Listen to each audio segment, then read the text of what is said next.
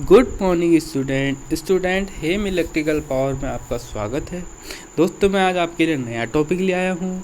नया topic battery and cell है। तो दोस्तों आज सेल में ऑब्जेक्टिव टाइप क्वेश्चनों से हम इसको समझेंगे कि क्या क्या इसमें इफ़ेक्ट हैं, कैसे सेल और बैटरी कैसे डिफरेंट है, उनमें क्या होता है, ये आज प्रोसेस इसमें हम जानेंगे। तो फर्स्ट क्वेश्चन बात करते हैं। जब विद्युत अपघटन से धारा प्रवाहित होती है तो धारा से किस प्रकार का प्रभाव उत्पन्न होता है। जब हम कहते हैं कि कोई इलेक्ट्रोलाइट में से हम करंट फ्लो कराएं तो उसमें कौन सा इफेक्ट पैदा होता है। तो डायरेक्ट हम बैटरी और सेल ही पढ़ रहे हैं, बैटरी एंड सेल। तो बैटरी सेलों में हमारा होता है केमिकल इफेक्ट, केमिकल रासायनिक प्रभाव से हम उसमें क्या करते हैं, वैद्युतिक ऊर्जा को एकत्र करते हैं। नेक्स्ट है कि किसी इलेक्ट्रोड पर जमा हुए पदार्थ का द्रव्यमान के समानुपाती होता है। तो जो पदार्थ पे द्रव्यमान होता है m बराबर होता है ZIT। तो Z क्या होता है, Z रासायनिक तुल्यांक है, I करंट है, T टाइम है। तो यहाँ पर इसमें 4 ऑप्शन दिए गए हैं। तो सबसे परफेक्ट इसमें है धारा, मतलब करंट की मात्रा। केवल समय नहीं हो सकता है, केवल धारा नहीं हो सकता है, धारा की मात्रा होता है। तो ये इसका करेक्ट आंसर रहेगा। नेक्स्ट है तीसरा क्वेश्चन, विद्युत रासायनिक तुल्यांक के संदर्भ में कौन सी परिभाषा सही है। तो कौन सी परिभाषा सही है इसको हम जानेंगे। तो इसमें हमारा है, इसमें जो दिया है विद्युत रासायनिक तुल्यांक के बारे में, तो इस पर हम जानेंगे। तो इसमें सेकंड वाला जो है वो बिल्कुल करेक्ट है। क्या लिखा हुआ है देखो, यदि प्रति इकाई हाइड्रोजन की मात्रा के लिए किसी तत्व का मुक्त हुआ अनुपात होता है। बिल्कुल सही है। हाइड्रोजन से जितना मुक्त होता है और पदार्थ से जितना मुक्त होता है उनका अनुपात ही हमारा रासायनिक तुल्यांक कहलाता है। रासायनिक तुल्यांक इसका ये कहलाएगा। नेक्स्ट क्वेश्चन में जाते हैं। तो नेक्स्ट क्वेश्चन हम देखते हैं, चौथा नंबर का क्वेश्चन है। चौथा नंबर क्वेश्चन में पूछ रहा है कि वैद्युतिक अपघटन में कैथोड पर एकत्र होने वाले पदार्थ का द्रव्यमान, जो कैथोड पर पदार्थ द्रव्यमान जो जमा हो रहा है, जब हम जैसे हमारा सेल है तो हम उसमें कैथोड और एनोड 2 टर्मिनल होते हैं और करंट जब फ्लो करते हैं तो करंट जो होती है वो पॉजिटिव से नेगेटिव जाती है और इलेक्ट्रॉन जो होते हैं वो नेगेटिव से पॉजिटिव की ओर चलते हैं, मतलब ठीक है। तो इसमें पूछ रहा है कि ऐसा क्या होता है जो एकत्र होता है। तो इसमें चौथा वाला दिया है, ये डेफिनेशन ही दी है सीधे इसने।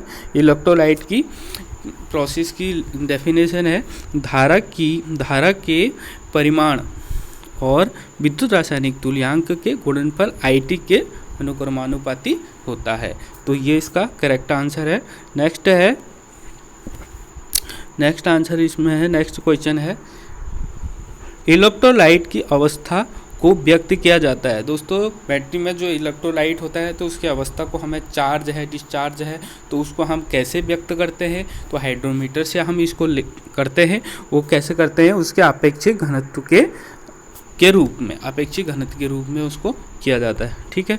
नेक्स्ट है कि किसी विद्युत अपघटन से 1 कूलाम के विद्युत से निक्षेपित पदार्थ की मात्रा को कहा जाता है। तो इसको कहा जाता है, जब 1 कूलाम प्रवाहित की जाती है तो उसको बोलते हैं रासायनिक तुल्यांक। रासायनिक तुल्यांक मीन्स जेड को बोला जाता है रासायनिक तुल्यांक। तो यह है विद्युत रासायनिक तुल्यांक। बी इसका आंसर करेक्ट रहेगा। नेक्स्ट है 7वां नंबर, विद्युत अपघटन से अशुद्ध जल का प्रयोग ही क्यों किया जाता है।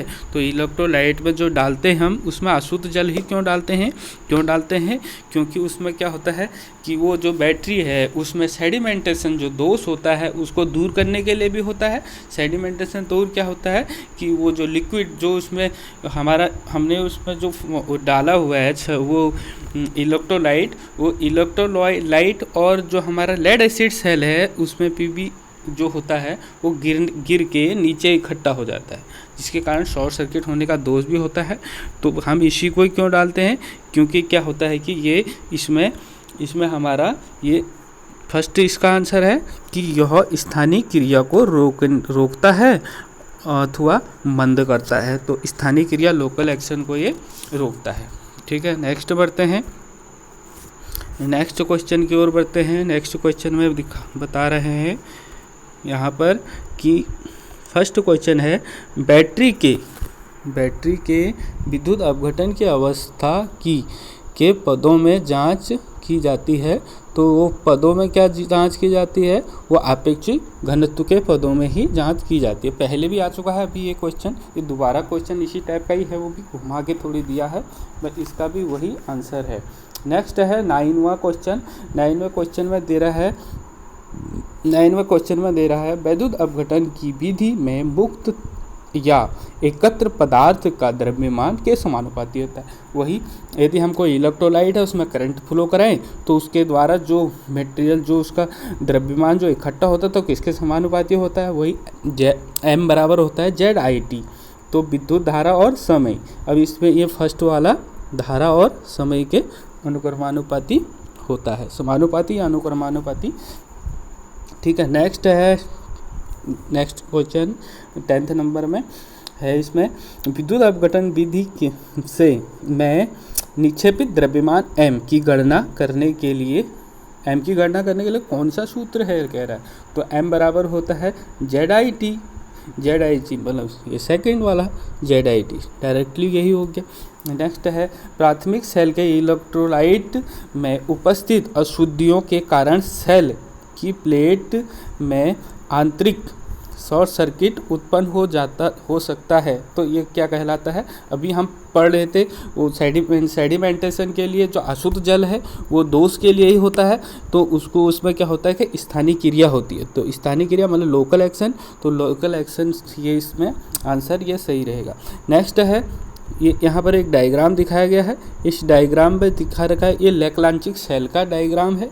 इस लेकलांचिक सेल में पूछ रहा है, अब इसमें देखो जो इसका A है, A टर्मिनल है, A टर्मिनल जो है इसमें वो हमारा इसका है इस कार्बन का है। जो A टर्मिनल है वो है हमारा कार्बन का है, तो कार्बन एनोड होगा। ये A हो गया एनोड, तो इसमें कहीं पर कार्बन एनोड, ये B जो फर्स्ट वाला है A जो है ये A में हो गया, ये A हो गया। और सेकंड B नंबर का जो है हम B देखते हैं, B तो कैथोड होगा। तो ये एनोड है तो B कैथोड होगा। कैथोड का एक होता है जिंक का, तो जिंक ये है ये हमारा हो जाएगा B, जिंक हो गया B। तो फर्स्ट का है सेकंड और B का है थर्ड। तो इसमें हम ऑप्शन में देखें तो इस टाइप से इसमें है, तो ये हमारा है एक ही है ऑप्शन, ये बी वाला ऑप्शन इसमें करेक्ट रहेगा। फिर ज़्यादा इसमें आप देख लेना बी में जो है ये लेकलांचिक सेल है। MnO2 जो डाल रखा है ये MnO2 यहाँ पर रखा जाता है। इसमें काहे के लिए होता है, स्थानीय क्रिया को रोकने के लिए। जो ई है ये इसकी ये पूरा ये पात्र है, एक वोल्टा बोलते हैं इसको, वोल्टामीटर। ये टोटल ही ये वोल्टामीटर कहलाता है। ये कांच का जो प्लेट है, ठीक है। तो ये लास्ट में ई है, ई हमारा कांच का है, तो इससे हम इसको समझ जाएंगे। ठीक है दोस्तों, फिर नेक्स्ट क्वेश्चन की ओर बढ़ते हैं। नेक्स्ट क्वेश्चन में दिखा रहे हैं, नेक्स्ट क्वेश्चन में हम देखते हैं। फर्स्ट क्वेश्चन है इसमें, नेक्स्ट क्वेश्चन में 13वां नंबर का क्वेश्चन है। 13वें नंबर के क्वेश्चन में बोल रहा है कि सरल वोल्टेइक सेल में उत्पन्न दोष का नाम क्या है जो जिंक प्लेट पर अशुद्धियों की उपस्थिति के कारण होता है। तो जो जिंक प्लेट पर अशुद्धियों के कारण होता है, अभी हम पहले पढ़ रहे थे, अशुद्धियों के कारण एक ही इफेक्ट होता है, वो होता है स्थानीय क्रिया, लोकल एक्शन। तो ये इसका सेकंड वाला ऑप्शन बिल्कुल करेक्ट रहेगा। नेक्स्ट है बैटरी अपघटन में लगभग सल्फ्यूरिक अम्ल व जल मिलाया जाता है। तो जल की मात्रा ज़्यादा होती है, सल्फ्यूरिक अम्ल की कम होती है। तो इसमें सल्फ्यूरिक अम्ल होता है 35% और जो जल होता है वो होता है 65%। तो क्या होता है कि सल्फ्यूरिक अम्ल को जल में नहीं मिलाया जाता है, जल में क्या मिलाया जाता है, सल्फ्यूरिक एसिड को मिलाया जाता है। ठीक है, नेक्स्ट है 15वां नंबर का क्वेश्चन। बैटरी के ताप में वृद्धि से अब अपघटन के विशिष्ट गुरुत्व पर क्या प्रभाव पड़ता है? तो विशिष्ट गुरुत्व पर क्या प्रभाव पड़ता है? यदि वो गर्म होगी तो क्या होगा, उसका विशिष्ट गुरुत्व वो घट जाएगा। ठीक है, नेक्स्ट है इसमें शुष्क सेल में कौन सा पदार्थ विध्रुव का कार्य करता है? विध्रुव मतलब ये हमारा पोलराइजेशन की क्रिया को रोकने के लिए, जो हाइड्रोजन, जो एनोड के चारों ओर हाइड्रोजन के बुलबुले इकट्ठा हो जाते हैं, उनको दूर करने के लिए हम क्या डालते हैं? MnO2 manganese dioxide. इसका ये आंसर बिल्कुल करेक्ट रहेगा, डी इसमें करेक्ट है। नेक्स्ट है प्राथमिक सेलों में उत्पन्न होने वाले स्थानीय क्रिया दोष को दूर करने के लिए क्या करते हैं? स्थानीय क्रिया दोष को दूर करने के लिए दोस्तों अभी हम जान रहे थे, स्थानीय क्रिया को हम दूर करने के लिए क्या करते हैं? उसमें एक पारे की हम परत चढ़ा देते हैं। तो पारे की परत चढ़ा देते हैं, इसमें ऑप्शन में है तीसरे नंबर पे जस्ता इलेक्ट्रोड पर पारे की परत हम चढ़ा देते हैं। पारे की परत चढ़ाने से होता क्या है कि वो जो जस्ता है उसमें जो हमारी अशुद्धियाँ होती हैं, उसमें कार्बन होता है, लेड होता है, जिंक होता है। जिंक तो बोलते हैं जस्ते को ही, ठीक है। तो ये कार्बन से क्रिया करने लग जाता है, तो उसी को ही बोलते हैं हम स्थानीय क्रिया। तो उसको दूर करने के लिए क्या करा जाता है? इसमें पारे की परत चला देते हैं। नेक्स्ट है निम्न में से कौन सा सेल प्राथमिक सेल नहीं है? प्राथमिक सेल नहीं है, सेकेंडरी सेल की बात कर रहा है। कौन सा नहीं है? तो जो प्राथमिक, और तो देखो डैनियल सेल प्राथमिक है, लैक्लांचिक प्राथमिक है, शुष्क सेल है, ये भी प्राथमिक है। एक लेड एसिड सेल जो होता है ये हमारा सेकेंडरी सेल होता है। ठीक है, नेक्स्ट है 19वां क्वेश्चन, शुष्क सेल का शुष्क रूप में निर्माण होता है। तो शुष्क रूप में जो निर्माण होता है वो होता है हमारा शुष्क सेल। लैक्लांचिक सेल से ही ये बना है हमारा शुष्क सेल। तो शुष्क सेल लैक्लांचिक सेल का ही दूसरा रूप है। तो लैक्लांचिक सेल से क्या होता है? शुष्क सेल का ही निर्माण होता है। शुष्क सेल में ऊर्जा परिवर्तन होता है। जो शुष्क सेल बोल रहा है उसमें ऊर्जा परिवर्तन होता है। तो ऊर्जा परिवर्तन 20वां नंबर का क्वेश्चन है।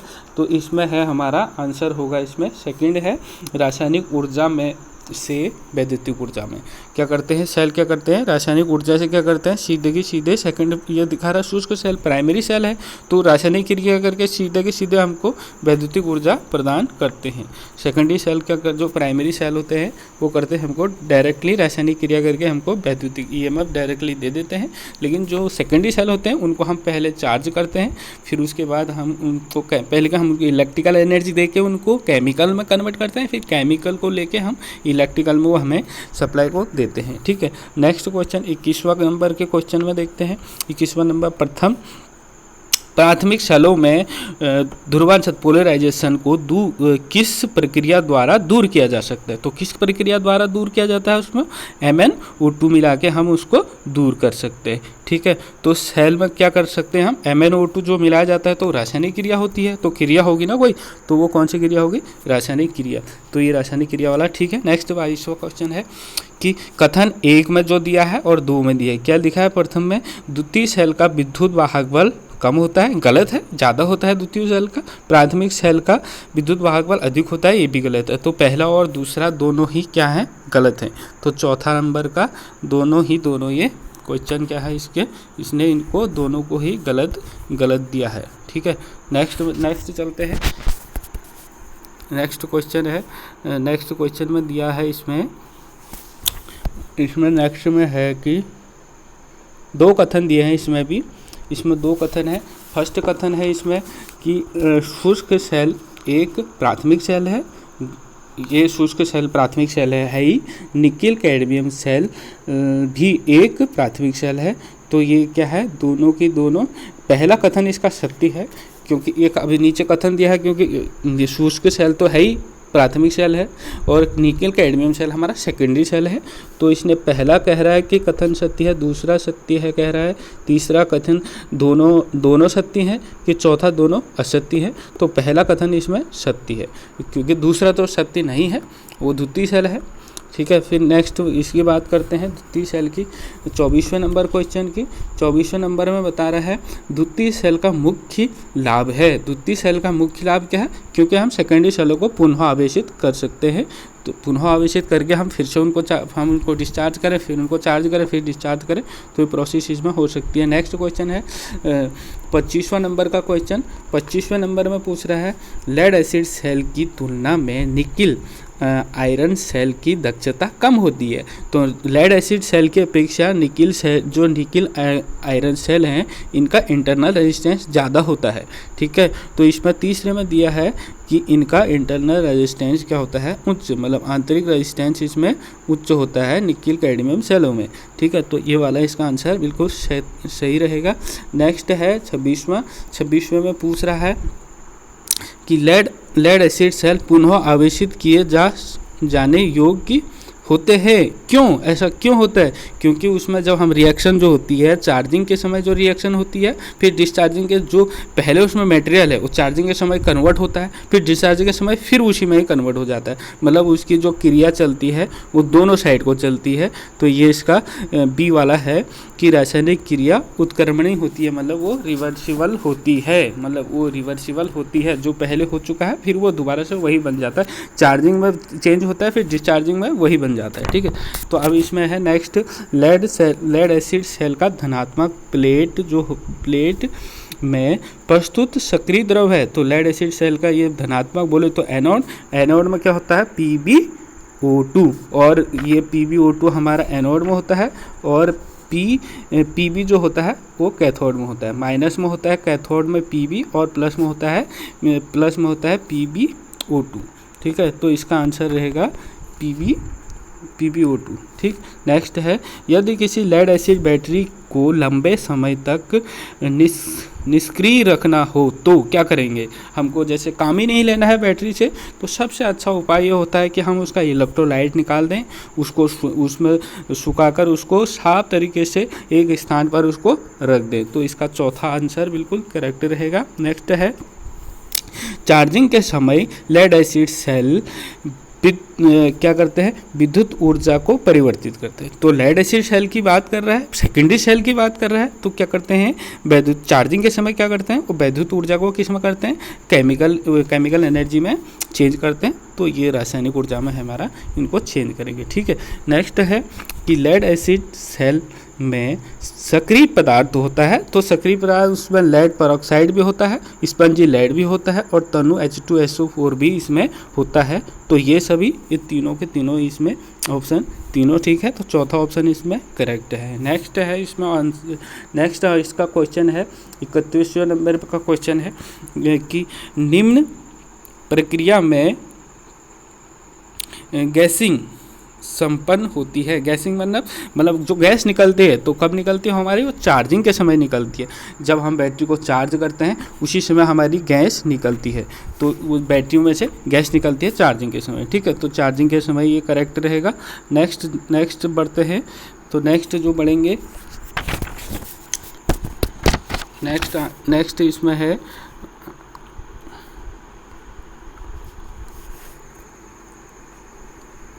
32वां नंबर क्वेश्चन है। 32वें नंबर क्वेश्चन में पूछ रहे हैं कि लेड एसिड बैटरी के लिए इलेक्ट्रोलाइट तैयार किया जाता है। तो इलेक्ट्रोलाइट तैयार जो किया जाता है, तो जल की मात्रा कितनी होती है? 65%, और पानी की सल्फ्यूरिक एसिड जो होता है वो कितना होता है?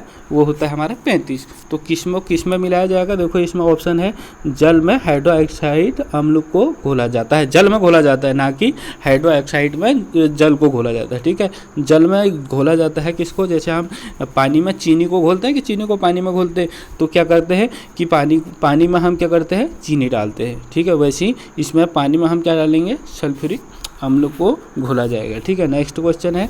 नेक्स्ट है कि एक लेड एसिड बैटरी में ऋणात्मक प्लेट का पदार्थ जो होता है, पहले अभी बात हो चुकी है, जो ऋणात्मक प्लेट होता है वो पीबी का होता है, लेड एसिड बैटरी की बात चल रही है, तो शुद्ध जो होता है वो लेड होता है। ठीक है, नेक्स्ट जो इसमें दिखाई है डायग्राम में एक्स को पूछ रहा है, तो एक्स जो है ये टर्मिनल है, ये पोस्ट टर्मिनल है, मतलब जो उसका टर्मिनल है, तो ये हमारा डी हो जाएगा। ठीक है, इस नेक्स्ट क्वेश्चन है कि यदि लेड एसिड सेल को लंबे समय तक चार्ज ना किया जाए तो उस स्थिति में सेल में कौन सा दोष उत्पन्न हो जाएगा। देखो दोस्तों, जो कभी भी हम कोई बैटरी को लंबे समय तक हम उसको चार्ज नहीं करते हैं तो क्या होता है कि जो उसमें लेड एसिड बैटरी जो है उसमें जो पीबी है वो बिल्कुल सूख जाता है, तो उससे क्या होता है कि कठोर सल्फेशन दोष हो जाता है। इस दोष को दूर करने के लिए हम ट्रिंकल चार्जर का यूज़ करते हैं। ट्रिंकल चार्जर क्या होता है कि उसको वो बहुत कम मात्रा में चार्ज करता है, बहुत मतलब उसको 1 से 2% चार्जिंग दी जाती है, मतलब बहुत कम मिली एम्पेयर में उसको चार्ज करता है, एम्पेयर में बहुत ही कम एम्पेयर से उसको चार्ज किया जाता है, तो फिर वो दोबारा से उड़ जाती है। ठीक है, नेक्स्ट क्वेश्चन पढ़ते हैं। लेड एसिड बैटरी में किस इलेक्ट्रोलाइट का प्रयोग किया जाता है। लेड एसिड बैटरी में क्या करा जाता है, H2SO4। ठीक है, निकल कैडमियम में किया जाता है हमारा KNO, ठीक है, QH, और जो ये NaCl है ये हमारा क्या जाता है लैक्लांचिक सेल में। तो इस समय जो हमारा ये आंसर है लेड एसिड सेल के लिए ये सल्फ्यूरिक अम्ल होता है, सल्फ्यूरिक एसिड। ठीक है, नेक्स्ट है लेड एसिड बैटरी में बैटरी के टर्मिनल किस धातु के में, लेड बोल रहा है तो शीशा हमको ये समझना पड़ेगा, शीशे को हम लेड बोलते हैं। ठीक है, तो ये आंसर इसका बी आंसर बिल्कुल करेक्ट रहेगा। नेक्स्ट है कि बैटरी के कवर में वेंट मतलब जो हवा निकलने के लिए है में छिद्र किस लिए बनाया जाता है, तो किसके लिए बनाया जाता है कि उसमें से आसानी से वो गैस को निकल सके। ठीक है, तो इसका फर्स्ट इसमें जो होगा, इसमें नेक्स्ट जो है ये क्वेश्चन नंबर है तुम्हारा 38वां नंबर में होगा, क्या होता है कि बैटरी की सुरक्षा की भी होती है इससे। ठीक है, और इसमें से क्या होता है बाहर गैस निकलती भी है। ठीक, ये सुंदरता के लिए नहीं होता है, गैस ऊपर वाला जो कह रहा है वो भी सही हो सकता है आंसर, वो आंसर जो ऊपर वाला है वो भी सही हो सकता है, लेकिन वो बिल्कुल सही नहीं हो सकता है। इसके लिए क्या है, ये तीसरे नंबर का आंसर बिल्कुल करेक्ट होगा। नेक्स्ट आंसर क्वेश्चन है इसमें, लेड एसिड बैटरी की AH दक्षता बढ़ाने के लिए क्या करना चाहिए।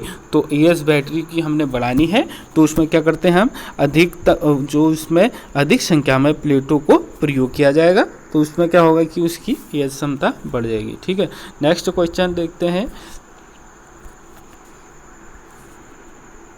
नेक्स्ट में इसमें दिया है, नेक्स्ट क्वेश्चन इसमें दिया है, हाँ, जब कोई द्वितीय सेल भार को धारा प्रदान कर रहा हो तो वह अवस्था कहलाएगी। मतलब हमारा कोई सेल है, भार मतलब लोड हमने कनेक्ट किया है उससे, भार हमने उससे लोड कनेक्ट किया है, तो वो क्या होगा उस समय, जैसे हमारा बैटरी हमारे सेल हमारे मोबाइल है, चार्ज कर देते हैं, फिर हम उसको चलाते हैं तो मतलब लोडेड है, तो उस समय वो क्या हो रहा होता है, चार्जिंग की डिस्चार्जिंग, क्या हो रहा होता है, चार्जिंग की डिस्चार्जिंग, तो क्या होता है उस समय वो डिस्चार्जिंग होता है। ठीक है, डिस्चार्जिंग होगा, तो इसका आंसर हो जाएगा ये। ठीक, नेक्स्ट क्वेश्चन है, लेड एसिड सेल का उपयोग होता है। लेड एसिड सेल का उपयोग हमारा ऑटोमोबाइल क्षेत्र में होता है, मतलब गाड़ियों में होता है, हमारे घरों पर भी होता है। और ये क्या लिख रहा है कि क्वांटल घड़ियों के लिए यूज़ नहीं होता है, पोर्टेबल रेडियो के लिए भी यूज़ नहीं होता है, रेडियो में जो जाते हैं हम वो उसके लिए हम वो शुष्क सेल यूज़ करे जाते हैं हमारे, और ये सभी नहीं हो सकता। तो इसमें क्या है कि फर्स्ट वाला आंसर बिल्कुल ये करेक्ट रहेगा। ठीक है, नेक्स्ट क्वेश्चन है, लेड एसिड बैटरी प्लेटों को शक्ति किस धातु द्वारा प्रदान की जाती है, तो वो एंटीमनी होता है, एंटीमनी के द्वारा हम उसको प्रदान करते हैं शक्ति। ठीक है, नेक्स्ट क्वेश्चन है, लेड एसिड बैटरी में विद्युत अपघटन से पैदा होता है। लेड एसिड बैटरी में विद्युत अपघटन से पैदा होता है, इलेक्ट्रोलाइसिस से उत्पन्न जो होता है वो क्या होता है, वो जो इलेक्ट्रोलाइट की प्रोसेस होती है उससे क्या होता है कि अशुद्ध जल व सल्फ्यूरिक अम्ल उससे उत्पन्न होता है। ठीक है, क्योंकि फिर वो चेंज होते रहता है ना लेड एसिड सेल में, चार्जिंग डिस्चार्जिंग, इसलिए ये आंसर इसने दिया है। 44वां नंबर क्वेश्चन पढ़े। फर्स्ट में दिया है, चार्जिंग के समय लेड एसिड सेल में से गैस निकलती है, फर्स्ट है कथन। सेकंड है चार्जिंग के समय निकिल सेल में से किसी भी प्रकार की गैस नहीं निकलती। ऐसा नहीं हो सकता है, क्योंकि जब बैटरी हमारी चार्ज होगी तो उसमें से गैस निकलेगी ही निकलेगी। फर्स्ट वाला सही है, सेकंड वाला गलत है। तो इसमें हम कह सकते हैं कि प्रथम वाला तो सही है और सेकंड वाला गलत है। ऐसा अब प्रथम वाला इसमें है जैसे कि दिया है। नेक्स्ट इसमें क्वेश्चन दिया है इसने कि चार्जिंग के समय निकिल सेल में से किस प्रकार की गैस नहीं निकलती। ये बिल्कुल सही कह रहा है। तो निकिल कैडमियम सेल होता है वो पूरा पैक्ड सेल होता है, उसमें से कोई गैस बाहर नहीं निकलती है। ठीक है, तो हमारा ये सेकंड इसका थर्ड नंबर का बिल्कुल करेक्ट रहेगा आंसर। नेक्स्ट 45वां नंबर है किसी द्वितीय सेल की क्षमता की इकाई क्या है। तो द्वितीय सेल जो सेकेंडरी सेल होते हैं उनकी होती है AH में। कभी भी हम बैटरी लेने जाते हैं तो 150 AH लिखा रहता है, 150 AH या 175 AH। ठीक है, तो बैटरियों की जो क्षमता होती है वो किस में होती है, AH में होती है। दोस्तों आज यहीं पर ख़त्म करते हैं इसको, फिर नेक्स्ट में लेके आता हूँ। इसी में से आगे को जो क्वेश्चन है ये 46वां क्वेश्चन हम कल इसमें फिर से हम इसको सॉल्व करेंगे। ओके, धन्यवाद आपके लिए। आपको मेरा